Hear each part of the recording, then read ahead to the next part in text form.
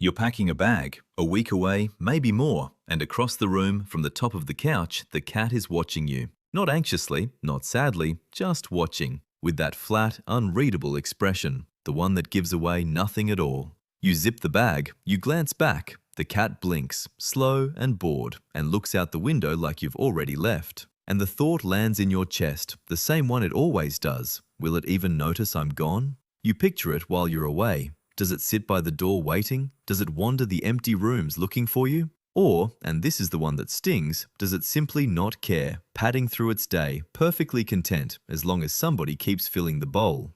And then you come home, a week later, heart a little hopeful, and the cat lifts its head, looks at you, yawns, and strolls off to the kitchen. And you think, yeah, it really doesn't care, does it? So tonight, I want to answer that, honestly, all the way down. Does your cat miss you when you're gone, or is it genuinely indifferent, just tolerating the staff until the food shows up?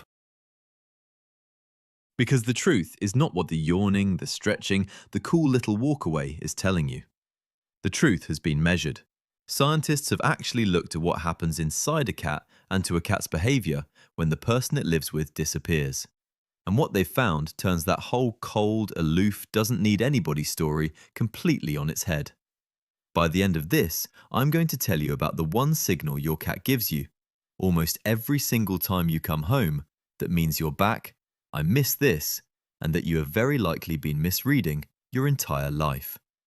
And we're going to get to the real reason a cat seems not to miss you, a reason written deep into an animal that spent millions of years living utterly alone.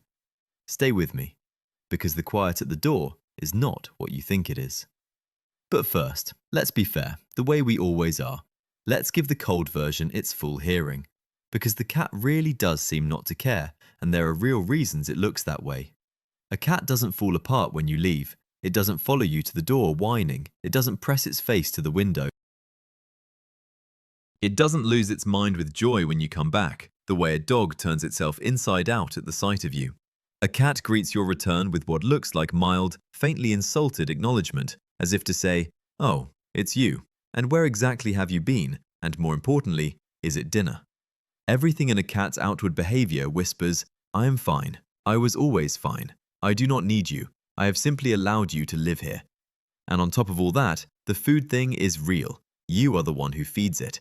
So it would be very easy, and not even unreasonable, to conclude that the bond is a business arrangement, and a one-sided one at that. That's the case. Take it seriously. Now let me show you what's actually underneath it, because researchers went looking, and the floor of that story has a trap door in it. Here is the thing nobody bothered to check for a very long time, precisely because we'd all decided in advance that cats don't care. When a cat's person goes away, does the cat show signs of distress? With dogs, we've known about this for ages. We even have a name for it: separation anxiety. The destroyed shoes, the howling, the panic. But nobody seriously asked the question for cats because everyone already knew the answer, or thought they did. Cats are independent. Cats are fine. Cats don't pine. So when scientists finally did look, properly, surveying how cats behave when their owners are away, they found something that surprised a lot of people. A real, meaningful share of cats show what researchers call separation-related behaviors. And here's what those look like. When their person is gone, some cats stop eating. Some overgroom, licking themselves raw out of stress. Some start urinating outside the litter box, in the owner's spot, on the owner's things. Some become destructive. Some vocalize, crying in the empty house. And some just go quiet and flat and withdrawn. The cat version of depression, sitting hunched, uninterested, waiting. Read that list again, because it matters. Those are distress signals. Those are the signs of an animal that is not okay with being left. They are, in fact, the very same kinds of signs a dog shows when it can't cope with being alone. The distress was there in cats the whole time. We just never went looking for it, because we'd already written the cat off as a creature that doesn't miss anybody. The aloofness was never the truth. The aloofness was our excuse for not paying attention. But this raises a real puzzle. If a cat genuinely feels the absence, if some of them stop eating and cry in the empty house, then why does it look so cool and unbothered the rest of the time? Why doesn't it show you it misses you? Why the poker face, the yawn, the walk away? And the answer is the heart of this whole thing, and it's written into the deep past of what a cat actually is. Because to understand why a cat hides its need, you have to understand the animal it came from. And the animal it came from spent its entire existence alone. Think about a dog for a second, for contrast. A dog comes from the wolf, and a wolf is a pack animal. For a wolf, the others are everything. Being with the group is survival itself. Being alone, separated, lost from the pack, is one of the most dangerous things that can happen to it. So a pack animal is built, deep in its bones, to broadcast its need, to pine loudly, to panic when alone, to explode with relief at reunion. A dog wears its need on the outside because for its ancestors, staying connected to the group was a matter of life and death, and an animal that loudly fought to stay connected was an animal that survived. The dog's desperate love is loud because it was supposed to be loud. Now the cat. A cat does not come from a pack animal. A cat comes from a small, wild hunter that lived and stalked and survived almost entirely alone. For millions of years, the cat's ancestors were solitary. They hunted by themselves. They held their own territory by themselves. They did not have a pack to fall back on, did not need one, were in fact built to be perfectly self-sufficient, to handle the whole dangerous world as a party of one. And for a solitary animal, showing weakness, showing need, broadcasting that you are dependent and alone is not useful. It can even be dangerous. So evolution never built the cat to perform its loneliness. It never gave the cat the wolf's loud, desperate grammar of need. Do you see what that means? Your cat was never built to show you it misses you. Not because it doesn't feel it, but because nothing in its ancestry ever required it to put that feeling on display.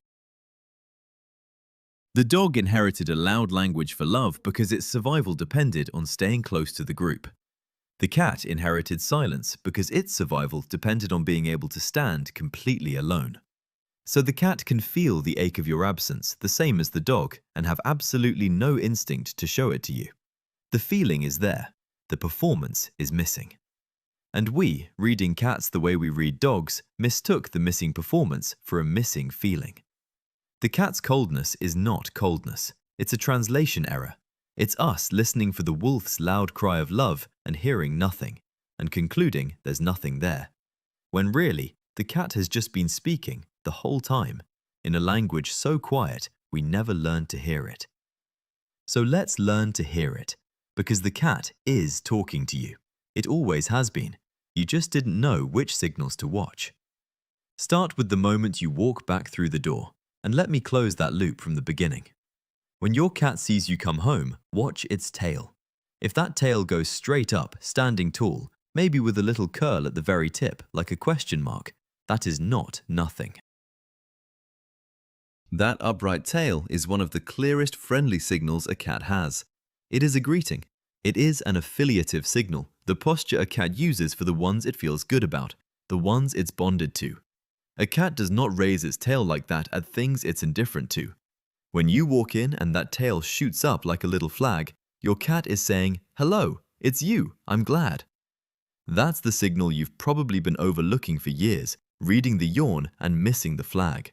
The whole sentence was right there, in the tail, every time. And there's more once you start looking. The trill, that chirpy little rising sound, almost a question. That's a sound cats say for greetings, for the ones they like, a sound a kitten first makes to its mother. The head bump against your hand or your leg, pressing its scent onto you, marking you as belonging. The way it weaves around your ankles, the way it comes and settles near you, not on you maybe, just near, in the same room. A quiet little vote for your company over the rest of the empty house. And here's a tender one. While you're gone, a lot of cats will go and sleep in your spot, on your bed, on your laundry, curled up in the dent your body left, breathing in your scent. Your smell, soaked into your things, is a comfort to them when you're not there. Think about that the next time you find the cat asleep on the shirt you left on the chair. That's not random, that's the closest it can get to you while you're away. Now, I want to be honest about the edges of what we know, because that matters too. We can't fully crawl inside a cat's head. We don't know for certain whether a cat lies awake counting the days you've been gone, whether it holds a picture of you in its mind the way you hold a picture of it. The science there is genuinely uncertain, and anyone who tells you they know for sure is guessing. But here's what we do know. Your cat knows your scent. It knows your voice and recognizes it from a stranger's. It knows the rhythm of your days, the sound of your particular footsteps, your particular key. Your absence is a hole in a world it knows intimately. And whatever it does or doesn't think while you're gone, when researchers gave cats the choice between food and human interaction, a real share of them chose the human, chose company over the bowl. So even the food story, the oldest, coldest version of the doubt, doesn't hold. You are never just the thing that fills the dish. To a lot of cats, you yourself are the thing worth choosing. Now here's where it turns, and I want you to really feel this one because it took me by surprise the first time I thought it all the way through.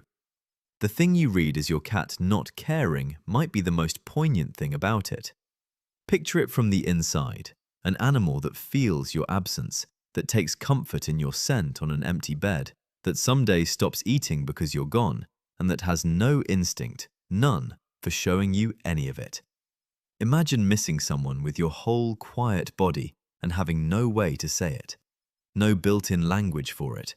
No urge to run to the door. No wiring to cry out. Nothing but the feeling itself, sitting silent inside you. That's your cat at the window. It isn't that it doesn't miss you. It might be that it misses you in a silence so complete that even it doesn't fully understand what the ache is. The coldness you've been mourning all this time may be the loneliest thing of all. A creature that misses you without a single word for it. But sit with that just a moment longer, because right next to the sadness of it is something genuinely beautiful. Maybe the most beautiful thing in this whole strange business of loving an animal. A dog was built to need you. Need is in its blood. Written by the pack, by millions of years of survival through togetherness, a dog almost can't help loving you. But a cat was built to need no one. Its entire ancestry is a long story of standing alone, hunting alone, surviving alone, depending on nothing and no one to make it through the dark. Self-sufficiency is the cat's deepest inheritance. And then, in spite of all of that, your cat chose you anyway. That's the thing. When a solitary hunter, an animal whose every ancestor survived precisely by needing nothing, decides to wait for the sound of your key, to sleep curled in your scent, to lift its tail like a flag when you walk through the door, that is a creature quietly overriding millions of years of programming. For you, specifically you. The cat doesn't miss you loudly, the way a dog does, because it was never built to miss anyone at all. It misses you the way something fiercely independent misses the one exception it decided to make. And there's an argument that that means more, not less, because nothing in its nature required it. The dog had to love you. The cat just does. So the next time you come home from a long time away and your cat lifts its head and gives you that slow, cool, unimpressed look, don't read it as indifference anymore. Watch the tail. Watch it go up, straight and tall. That little flag, that whole sentence in a single gesture. That's it. That's you're back. That's I notice you were gone. That's the loudest a quiet animal knows how to be. You just had to learn its language, and now you have. Isn't it strange how much feeling moves through a house in total silence? Your cat carries the solitary heart of a hunter that never needed anyone, and it spends it on you. It's the same old machinery we keep finding in every ordinary room. The mind that feels watched in the dark, that forgets itself in a doorway, that raises fur it no longer has, that keeps half awake in a strange bed. And here again, an ancient animal running an ancient program, a program that says survive alone, need no one, and choosing, quietly, against all of it, to let one person in. We pulled on one more of those threads tonight. There are always more, hiding in the smallest, quietest gestures of the creatures we live beside. So no, your cat does not miss you the way you might have wanted, out loud, at the door, falling to pieces. It misses you in the way of a thing that was never supposed to miss anything and does anyway, which might be the rarest kind of being missed there is. I was made to walk alone. I am very good at it. I could have needed no one, ever, and been perfectly fine. And still, when you go, the house gets quiet in a way I notice. And when you come back, watch. The flag goes up. That's all I have, but it means everything I'm not built to say.